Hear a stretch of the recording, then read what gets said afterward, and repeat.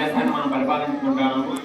అప్పుడు మన దేశాన్ని మనం ఏ విధంగా పరిపాలించుకోవాలనే దానికి ఒక ప్రత్యేకమైన విధి విధానాలు ఏవి లేకపోయినందువల్ల మనకంటూ సొంత రాజ్యాంగ రచన అవసరం ఏర్పడింది.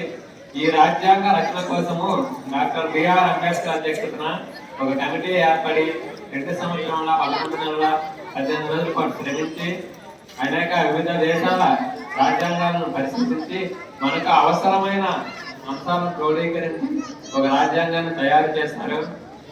ఈ రాజ్యాంగము 1950 జనవరి 26 నుండి అమల్లోనికి మన దేశం మొత్తం అవుతుంది. అందుకే జనవరి 26న ప్రతి సంవత్సరం మనము రిపబ్లిక్ డే వేడుకలను జరుపుకుంటున్నాం. మన రాజ్యాంగము ప్రపంచంలోని అన్నిటికంటే అతి పెద్ద లిఖిత రాజ్యాంగం. ఈ రాజ్యాంగం వల్లనే